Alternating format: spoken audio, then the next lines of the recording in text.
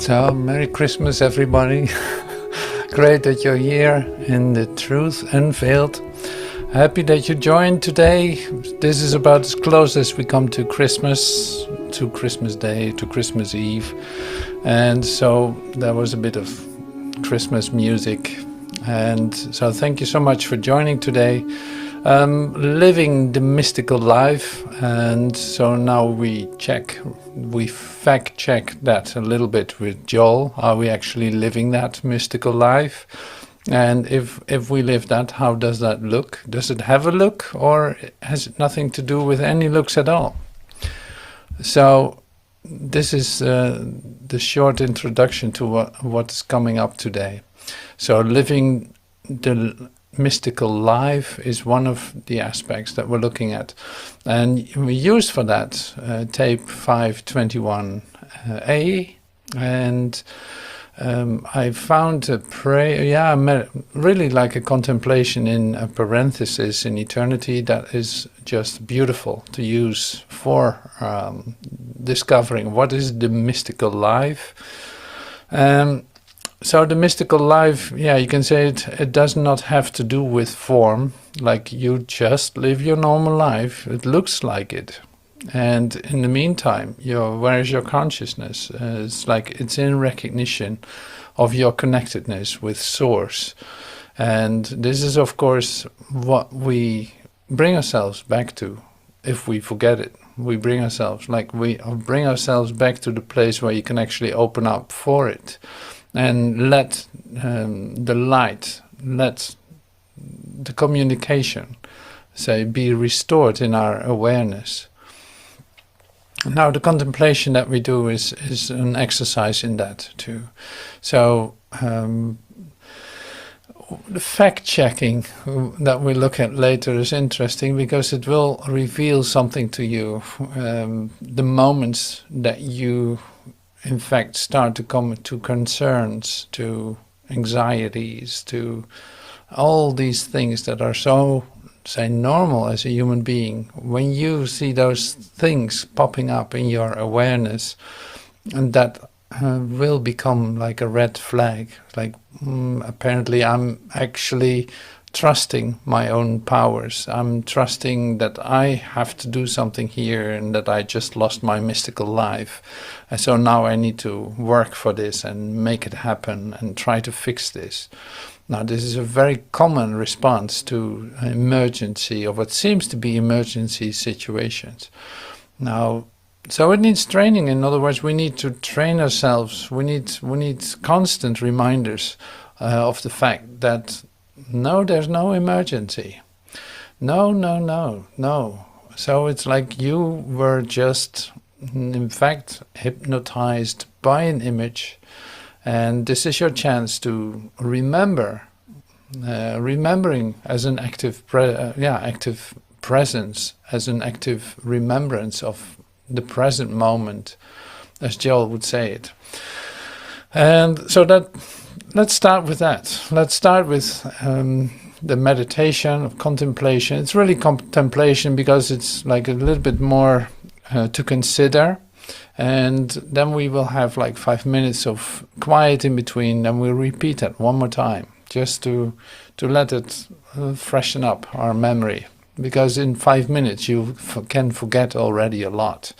So at least now today we're doing it, being quiet, going deeply within, and then have another reminder.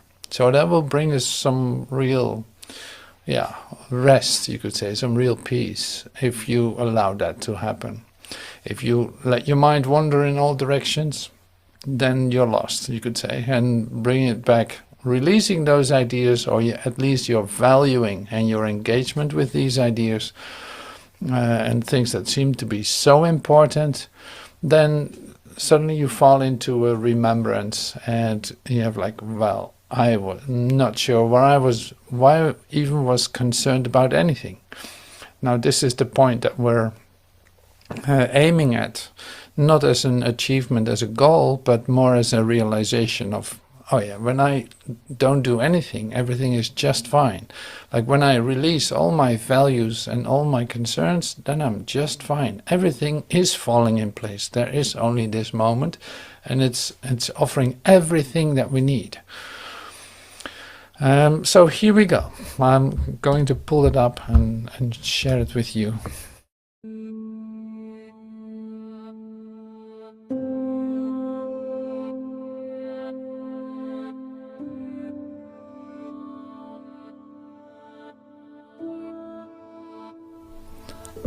To live the mystical life. God is my good. God is the health of my countenance, my safety and my security, my high tower, my rock, my foundation. God is my abiding place, my home. I live and move and have my being in the secret place of the Most High, hidden from the world. My body may be seen, but not the I of my being, because I live in an inner awareness of God. My body is out here walking and working in the world, but I'm not. I am living in the temple that is within me, the temple that is my consciousness.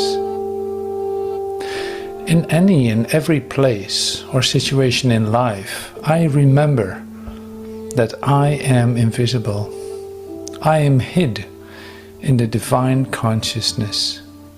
Wherever I am, in the air or on the sea, I remember that underneath are the everlasting arms. If called upon to share with others, I can do so without feeling that I'm taking something of my own to give away, thereby leaving myself with less, because all that I have is of God. If called upon for extra work, I can do it without feeling that I'm using up my strength, because all the strength of the Father is my strength.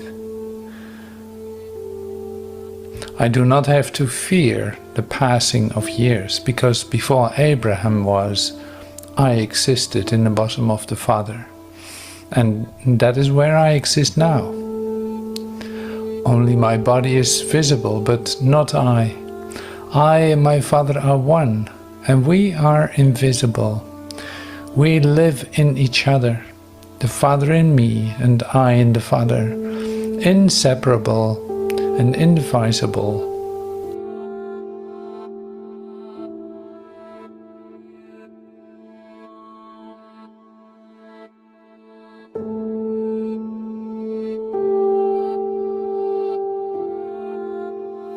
Vivre la vie mystique. Dieu est mon bien. Dieu est la santé de mon maintien, ma sûreté et ma sécurité, ma tour haute, mon rocher, ma fondation. Dieu est l'endroit où je demeure, mon foyer. J'ai ma vie, mon mouvement et mon être dans le lieu secret du Très-Haut, caché du monde. Mon corps peut être vu, mais pas le « je » de mon être, parce que je vis dans un état d'avertissement intérieur de Dieu. Mon corps est là, dehors, marchant et travaillant dans le monde, mais je n'y suis pas. Je vis dans le temple qui est au-dedans de moi, le temple qui est ma conscience. Dans n'importe quel lieu ou situation de la vie, je me souviens que je suis invisible, que je suis caché dans la conscience divine. Où que je sois, dans l'air ou sur la mer, je me souviens qu'en dessous se trouvent les bras éternels. Je suis appelée à partager avec d'autres. Puis, je puis le faire sans ressentir que je prends quelque chose qui m'appartient pour le distribuer, me laissant ainsi avec moi, parce que tout ce que j'ai est de Dieu. Si je suis appelée à un travail supplémentaire, je peux le faire sans croire que je suis en train d'user ma force jusqu'à la corde, parce que toute la force du Père est ma force. Je n'ai pas à craindre le défilé des ans, parce que, avant qu'Abraham fût, j'existais dans le sein du Père, et c'est là où j'existe maintenant. Seul mon corps est visible, mais pas je. Je et mon Père sommes un, et nous sommes invisibles. Nous vivons l'un dans l'autre, le Père en moi et moi dans le Père, inséparables et indivisibles.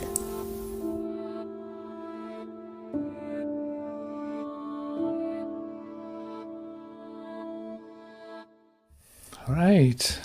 So, continuing with our introduction to the tape, and like I said, fact-checking our mystical life, and that's not really a fact-check, but it is something as a way of expression for what we're going to look at. And I bring up some of the sentences that you will hear a little bit later in the tape that where Joel is speaking to us. And so I lift them out of the context, you could say, and would take a look at them. And it's like, oh yeah, wait a minute. So now when you start to listen to the tape again, you will recognize the sentences easily because they are already brought to your attention. Now that can be of benefit. That's why I do it. And it is really like to see how much is in fact in one sentence that you can use, or that you might have missed if you just listen to the tape. You hear it more like gradually, and now I lift something out of it, and it comes into your consciousness as an oh yeah, wait a minute, I've heard this. Now what is he saying? Like it structures the listening in that sense. So you can use that too, of course, when you have the transcript. You can actually take a look at that first before you go. Now this was one tape. I think I have 3 expressions that I use. So let's take a look at that. So the mystical way. When I have attained a state of stillness, something within reveals I am God, I am Spirit. And then I know that I have attained some measure of spiritual discernment, some measure, enough measure of Christ consciousness, so that if I could hear the still small voice say, I. So when I have attained a state of stillness, something within reveals I am God, I am Spirit, and then I know that I have attained some measure of spiritual discernment, some measure, enough measure of Christ consciousness, so that if I could hear the still small voice say, I. So, starting with this then, it's like, okay, so when is that point? When do I know that I have these experiences? Like if you question that, then you don't experience that. So you have an experience with what Joel is sharing. Like there's a recognition with the light, in fact, that is recognizable in the words that he speaks, or in that what he's transmitting, you could almost say. Now this is essential as a recognition. Like the mystical life is not visible and is not in fact expressible, except you are the expression. It's a path without a path. We know this. It's like it's always returning back to having, to beingness instead of having or doing. So it's like it's a being, matter of being. This is what you are. You radiate that light. You radiate that recognition. You radiate that beingness. You don't have to do anything for that. But since you're not aware that that is the case, in case that is the case, if you're not aware of it, then you start doing things for it. And you think you need to do that, you need to do your exercise, you need to do sufficient reading, you need to study the Bible, you need to do. And before you know it, you have your own little plan to save yourself and to educate yourself. Now, that is not going to do it either. So you will recognize that will fail in that sense. Now, here, how do I come to my mystical experiences then? Well, they are going to be given when you're at the end of, I will try it my way and I will do my best for it and I do it as good as I can. Like, for one part, it is like that. When you come to the end of that, you actually become open for an experience. You can say, like, well, maybe I'm ignoring it then. I don't want to have anything to do with it anymore for just a moment. Does it then come to me too? Well, it could very well be. Because it's more a matter of, I get out of the way. I don't know how to do this. Now I'm actually open to have an experience of my mystical withinness. Now, of course, becoming still is in fact doing that too. You step back out of your daily life, out of your existence as a human being. You start to get out of that and offering it that space, in fact, for spirit to fill it. So that's a practice that we do. We meditate, we become still, we start to listen to, like, here I am, I'm listening. Now speak, Lord, thy servant heareth. Hopefully I'm going to pick that up, I'm going to hear that. Hopefully my consciousness, my mind is still enough for that to happen. Joel is referring to that in the expression that we just read, and this will come back in the tape, of course, too. And then there's something else. It's like he also gives you the assurance, and this is really beautiful, like he gives you the assurance that when you have set your goal on wanting to achieve that, wanting to receive that for yourself, you will in the end be successful. You will see that it will come to you. Like, you cannot fail in that. And he brings that in this tape too. As a matter of fact, Joel says, is the consciousness of God formed as temples. And because I never can forget what I'm seeking, that I'm seeking only spiritual truth. I'm seeking only spiritual revelation. I am seeking only His grace, His love, His revelation. I am seeking only His grace, His love, His life. Eventually, that is what I receive. I receive His consciousness, His spirit, eventually. It reveals itself as my peace, give I unto thee. Not as the world giveth, not those worldly things, but my peace. So here he says it, in fact. As a matter of fact, is the consciousness of God formed as temples. And because I never can forget what I'm seeking, that I'm seeking only spiritual truth. I'm seeking only spiritual revelation. I'm seeking only His grace, His love, His revelation. I'm seeking only His grace, His love, His life. Eventually, that is what I receive. I receive His consciousness, His spirit, eventually. It reveals itself as my peace, I give unto thee. Not as the world giveth, not those worldly things, but my peace. Now you can say, like, okay, so when is that going to happen? Like, who's determining when is that going to happen? And then in fact you come back to yourself. Like, if this would be, you look for God, you could say, you're seeking His grace, you're seeking His love, you're seeking do all these things. That's what you want, is what you think. You do this in your training, you could say, in your studies. Like, you want to experience that. Now, if that is a singular thought, you could say, if that is a singular desire for the Father, it is realized instantaneously, like it does not take time.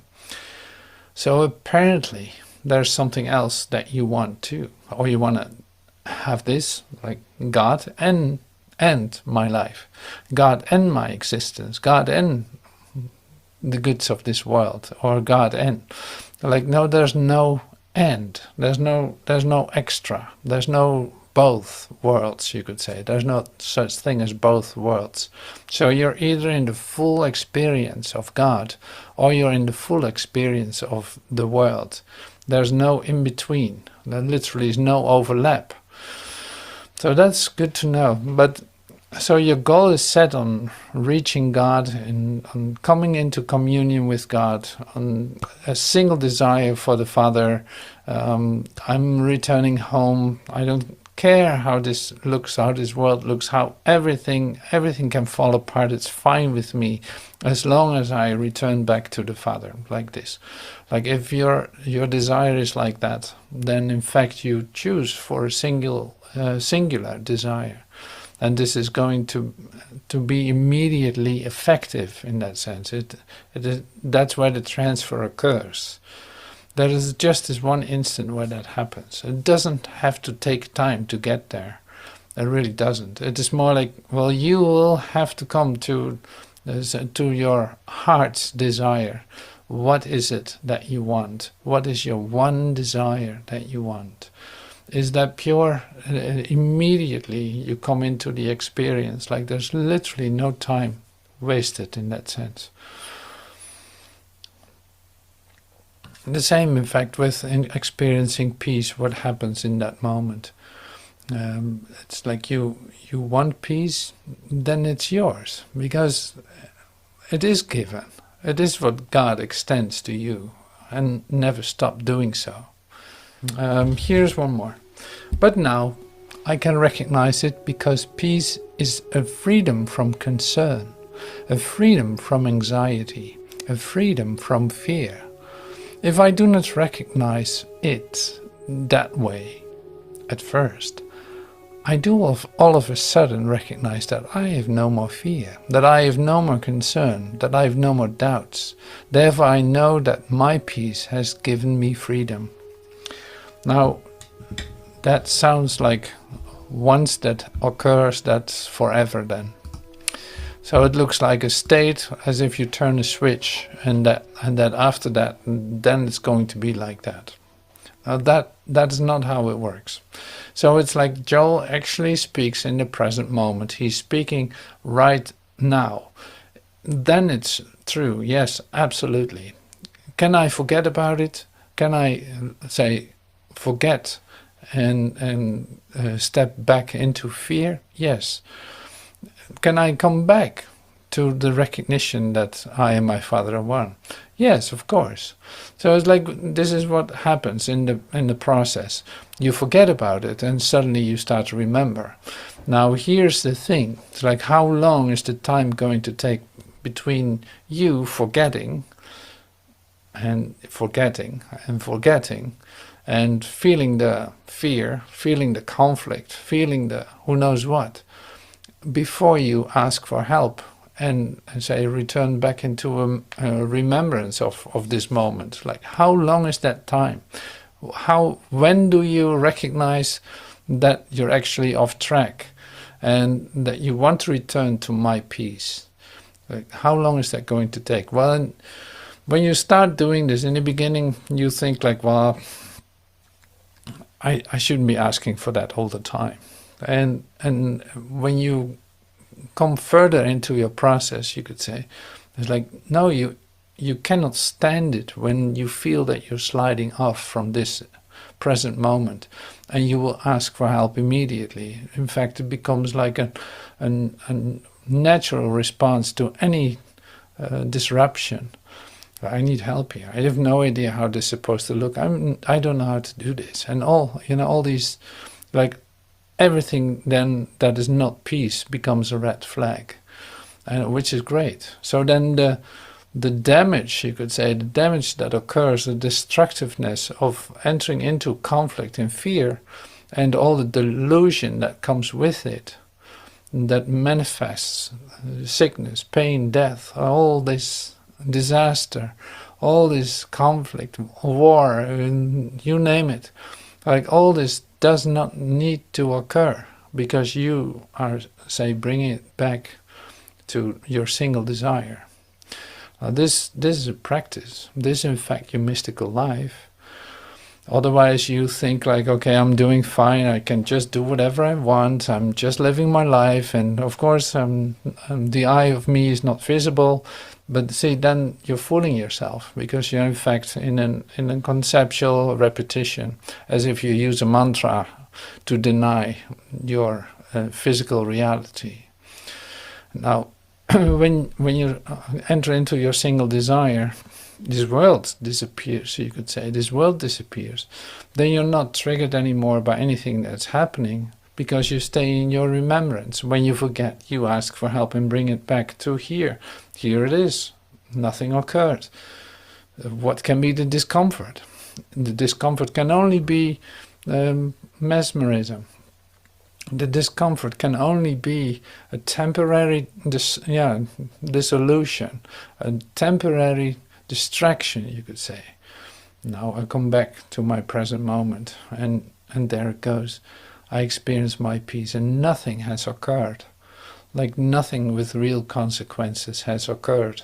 In fact, it is you can also call it a forgiveness forgiveness process. So this is, like I said, this is living the mystical life, but it's a life one step at a time. You only see the step that you have to take with one foot, and then you wait for the next step with the next foot. In fact, it is like this. You can see it, but you cannot see more than the one step, in fact. So as soon as you start running, as soon as you start going off track, you cannot see the footsteps anymore. So you will have to come back to the place where you see the next footstep in front of you. That's in fact all you need.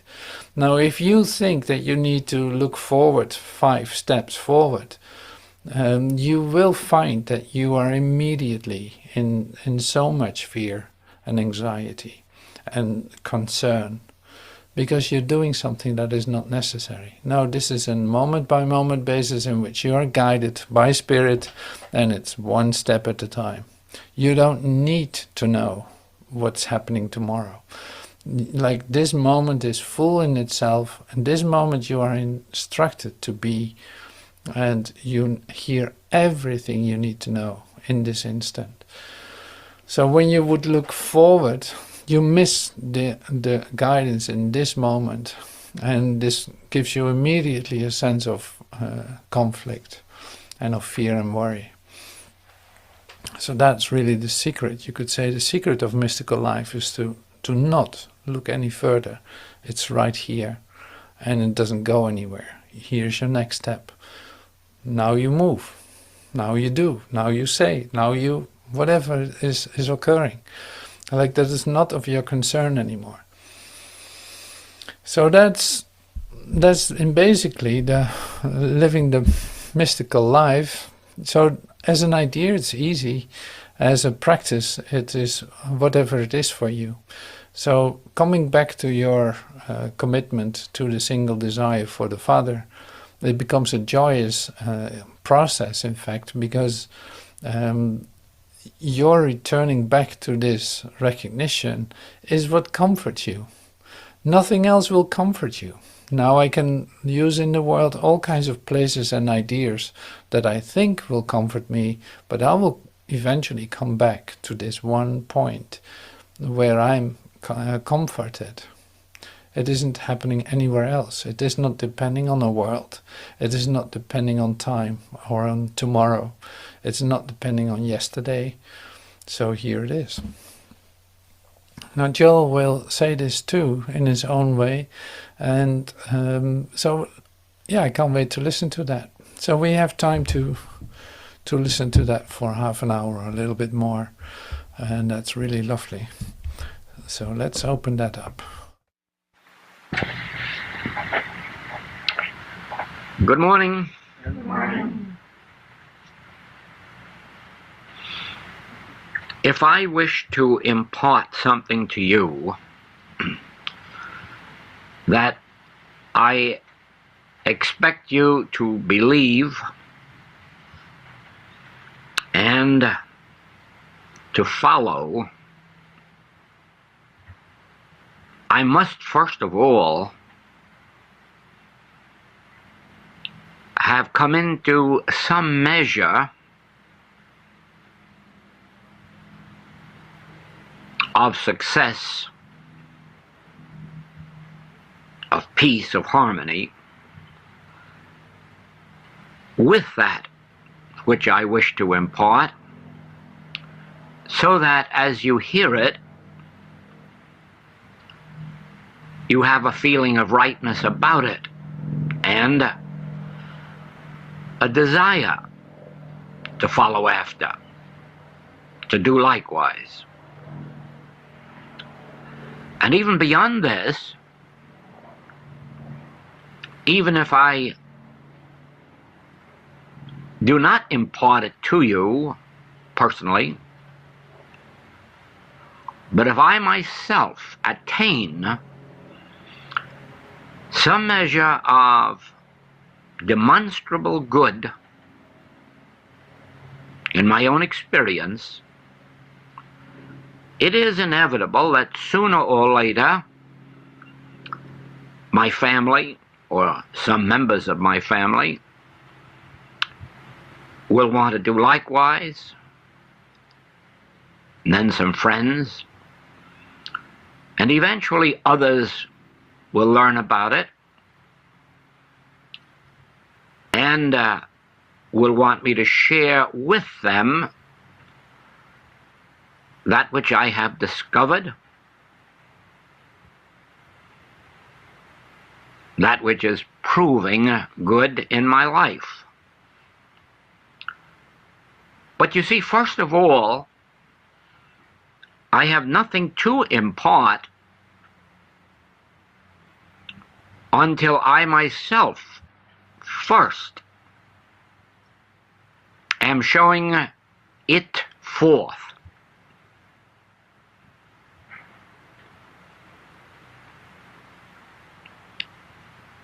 Therefore,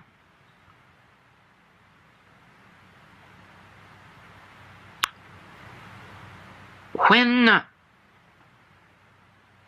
it is revealed through the message of the infinite way that God is individual consciousness, my own consciousness, not my human awareness, but the depth of me,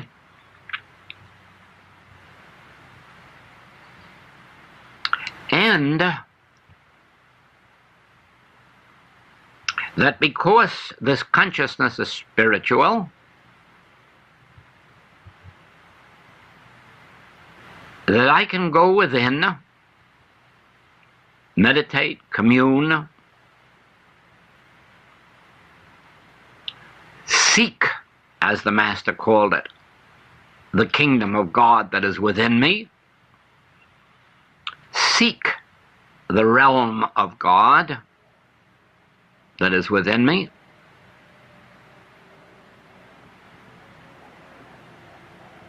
seek spiritual wisdom within me, and then all the things of the world, like what to eat and what to drink and wherewithal to be clothed, will be added to me. Now you see, I dare not teach that. I dare not write a book about that until, first of all, the realization of it is so strongly upon me that I can actually meditate turn within in silence and in secrecy, and seek only the spiritual grace of God, seek only to know the things of God, the spiritual things of God,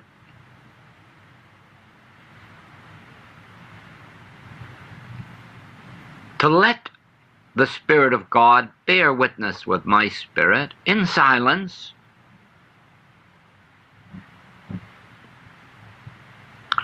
and then discover that in my outer life I have better health, or a greater sufficiency of supply, or greater happiness, then, of course, someone or other is bound to say to me, will you teach me, or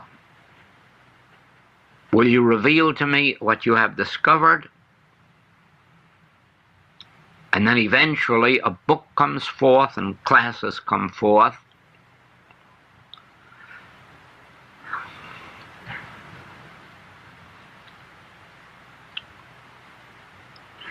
But first of all, there had to be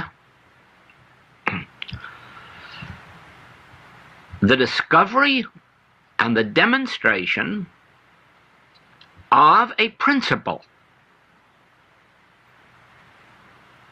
In this case, the principle was, God is spirit, and God constitutes my spirit. God is infinite consciousness and constitutes my consciousness. Therefore, my consciousness is infinite. All of this closer to me than breathing, nearer than hands and feet. And then I must, in a sense, forget the world. In other words, not go out into the world seeking my good, but for a period retire from asking favors or expecting favors,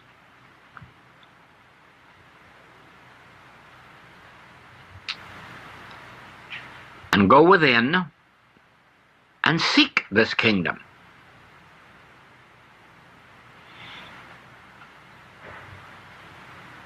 During this period, it is further revealed that since the kingdom of God is spirit, that which it has to impart is spiritual.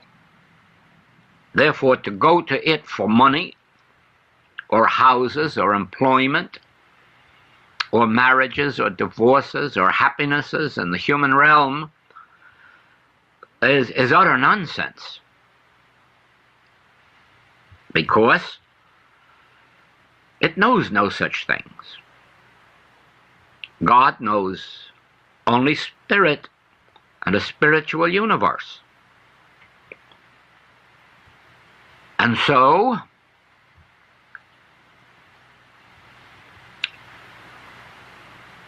my inner life becomes one of seeking more and more experience of this inner grace without trying to translate it into terms of physical health or physical wealth or even physical peace on earth. Actually more like asking a question. God is spirit. Well, what is the spiritual kingdom like? What are the spiritual children of God like? What is the spiritual temple of God like? What is the spiritual household of God like? What is spiritual health? What is spiritual prosperity? Oh, now, my head is full of concepts of health, that just means a painless body and a good functioning heart and liver and lungs and so forth and so on. My mind is just full of concepts of wealth, money, income, property, investments. My mind is full of concepts of houses and churches and business edifices.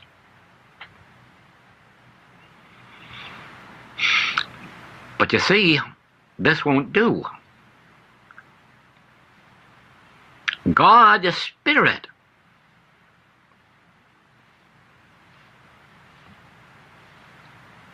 Know ye not that ye are the temple of God? Now, what is a spiritual temple of God? Know ye not that your body is the temple of God? Heavens, heavens, heavens, no. No, I've seen too many physical bodies in their corruption and sickness and sin and disease, age, deterioration. Ooh, don't tell me that is the temple of God. What then? What then? Well, who am I going to ask? Man whose breath is in his nostril? A spiritual teacher? How can he tell me? He only knows what his vision is, what God has revealed to him, but how can he place that in my mind? No, it's folly even to ask a spiritual teacher what spiritual creation is like. You know, you can't even ask a spiritual teacher what spiritual love is like. It cannot be told. It can be experienced. In meditation, it can be imparted. It can't be told. Therefore, I must go within. I must go to that which the Master called the Father, or which Jesus called the Christ indwelling. I must go there and say, reveal thyself. Reveal the temple of God to me. The temple which I am, the temple which my body is, the temple which my family is, the temple which my wealth is. Reveal these to me. Reveal spiritual reality. As long as I have only a mind to receive with, I will not get the answers. Because the natural man, the human mind, cannot receive the things of God, cannot know the things of God. Therefore, I must keep seeking. Not in the outside world of men or books, but in the inner temple of my own being, the inner sanctuary where Jesus told us we must go to pray. In the inner sanctuary of my own inner consciousness, I must go until the activity of the mind settles into peacefulness and quietness, so that in quietness and in confidence I can be still. And when I have attained a state of stillness, something within reveals, I am God. I am spirit.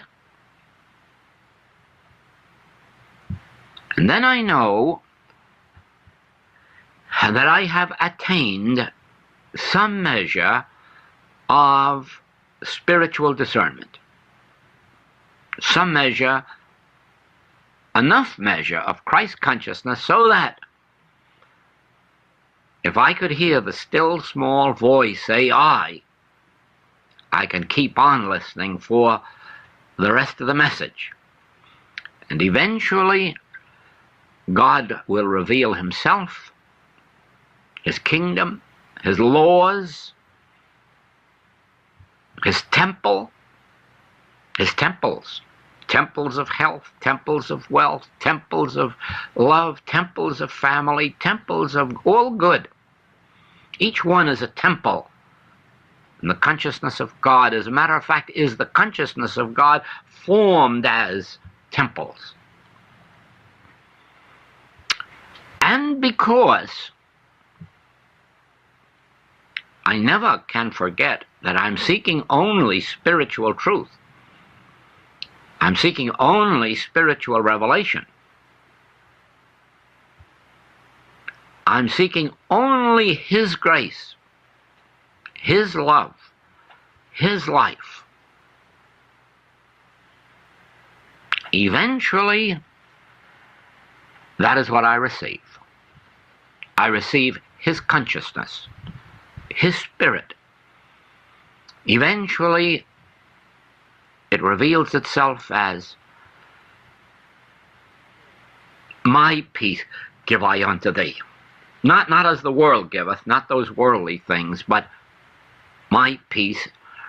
But now I can recognize it, because this peace is a freedom from concern, a freedom from anxiety, a freedom from fear.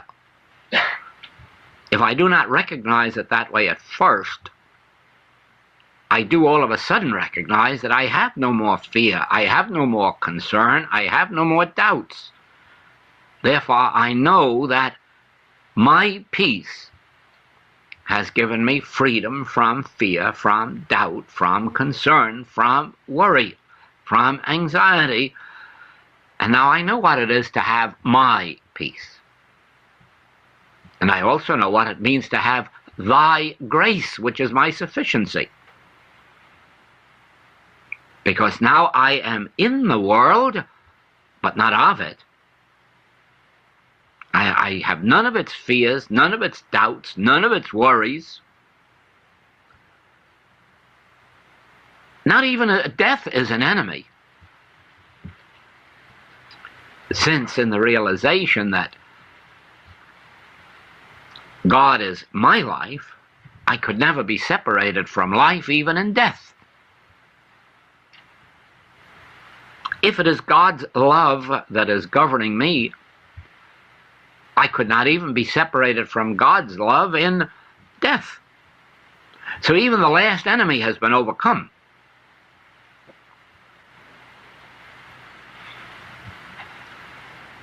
Then, of course,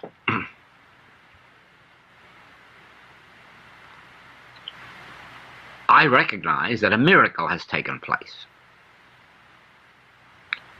That I am no longer just a human being, but in addition to being a human being, I have a spiritual presence. I have a spiritual companion. I have a spiritual gift. I have a spiritual grace, a spiritual peace. Oh, there is much more to me now than appears outwardly.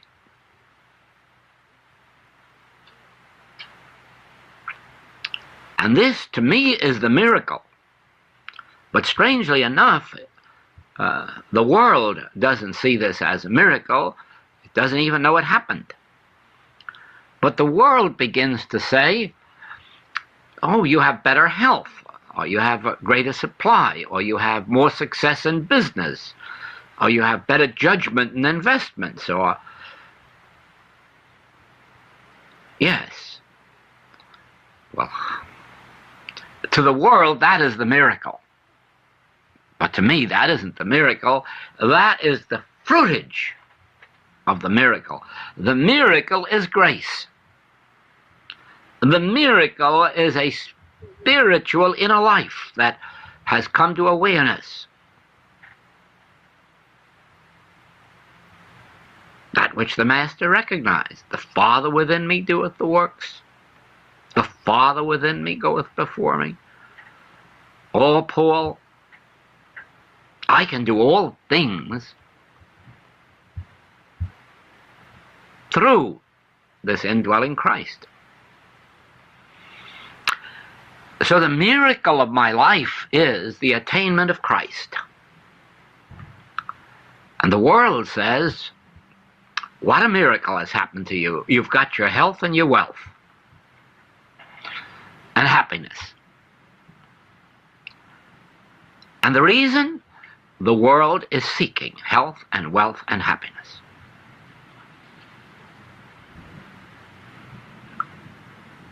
Now you are not of the world if you have sufficiently seen the message,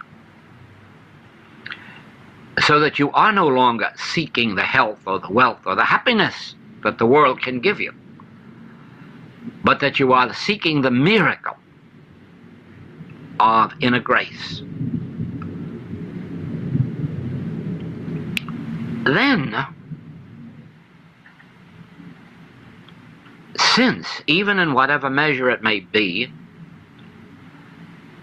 I have attained an inner grace, you who have spiritual discernment, you come seeking the attainment of this inner grace. Many, at first, do not know that that is what they are seeking. They have seen the better health and the better wealth and the more happiness, and they come seeking that. But sooner or later, they must learn that they will only attain that when they stop seeking it and seek me, the Spirit, the Father within. Many of those then fall by the wayside. That is why the Master said, few there be that enter, or ye seek me for the loaves and fishes, and then you don't find me. And the multitudes drop away, but the remnant remains. The remnant remains to say, whatever it is thou hast, that I seek. Therefore,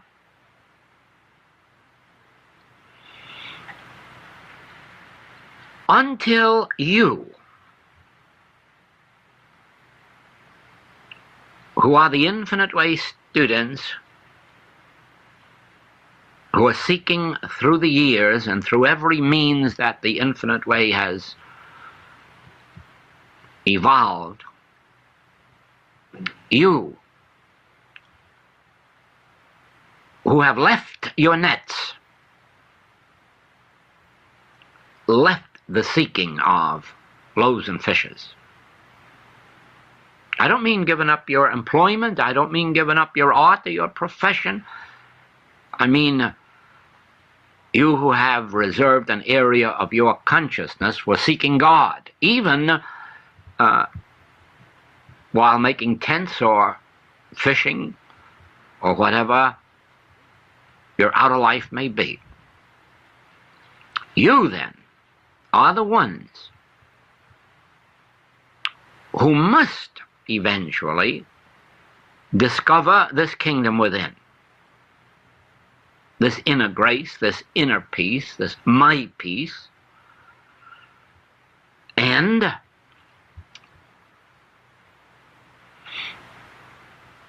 be still about it, be secretive about it. Do not think that you are called upon to share it with anybody outside. You aren't. Not until they come seeking it. And then only, as you realize that they are seeking it, not the loaves and fishes.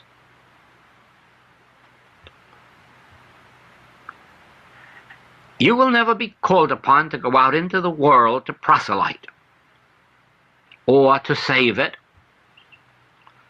or to tell what you know. I have never been called out. I have been called only to those who were seeking this path. They have sent for me, and I have gone. Never yet have I gone to the world, and never yet have I gone to the public. Never have I been called there. My call has only been to those The Master phrased it, of my own household, those who are seeking that which I have found. And it is for this reason that I have found no antagonism in the world and no persecution in the world, because I haven't tried to convince it that it was wrong, or tell it that I discovered something that is right. Because what I have discovered is not for the world. Until the world realizes that it is a prodigal and that it must seek the Father's house.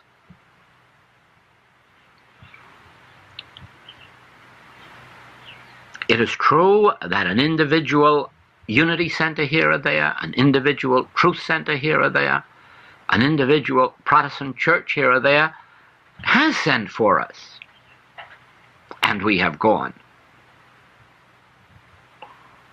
But never have we gone out to try to change their organizations or their teachings or anything about it. Therefore, be wise. Learn to live within the sanctuary of your own being and stay there until someone comes to your doorstep. And then share with that one to the extent of their capacity to receive and no further.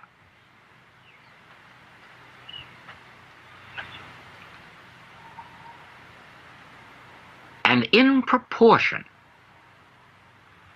as you continue to receive an inner grace, which will be made manifest in an outer, peaceful and happier life, more and more will be led to your state of consciousness to be fed.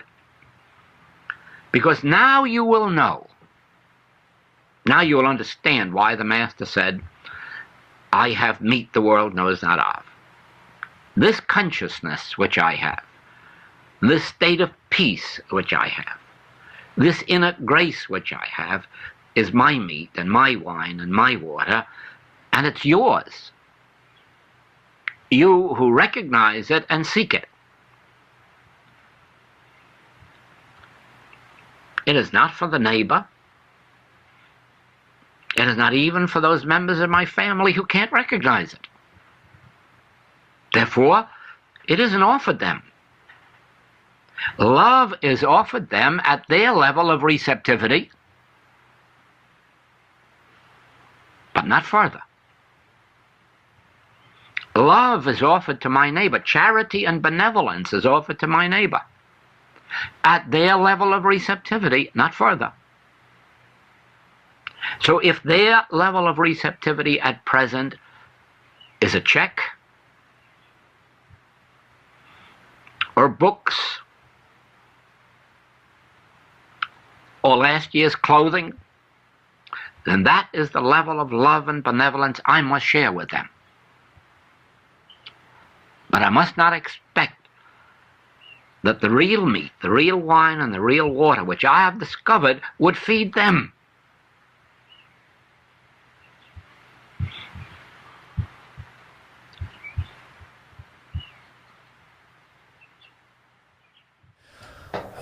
So this is the part. He brings it back to the people that you're going to meet, to your family, to your, like really like on the level of how can you give to them is depending on their receptivity, and it's not of your concern in that sense, but you recognize it. So I after a short visit of family today, I recognize that too. It's like it's always the same. Like you cannot share what you actually, where you actually join. That is like a total threat.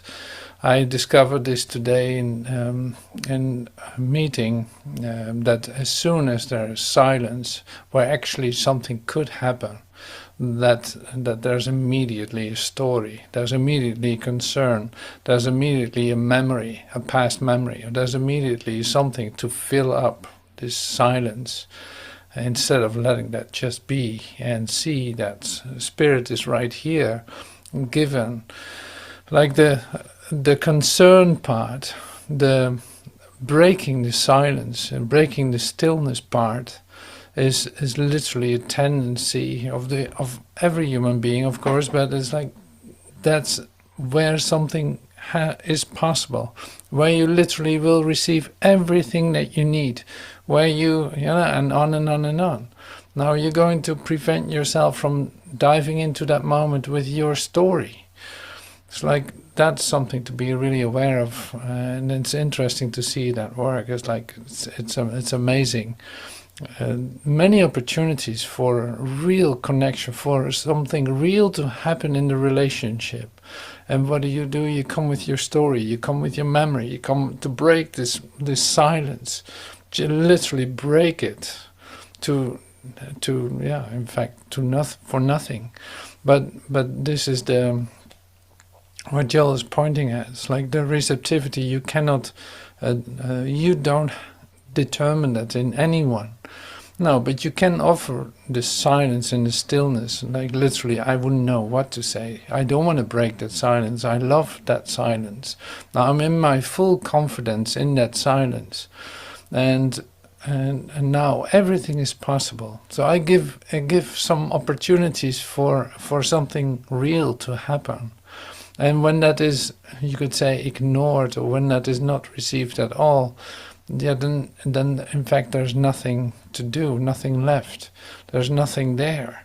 And it becomes very uninteresting to listen to another story to break the silence. And this is my experience with it, but it's like, yeah, that's pretty amazing.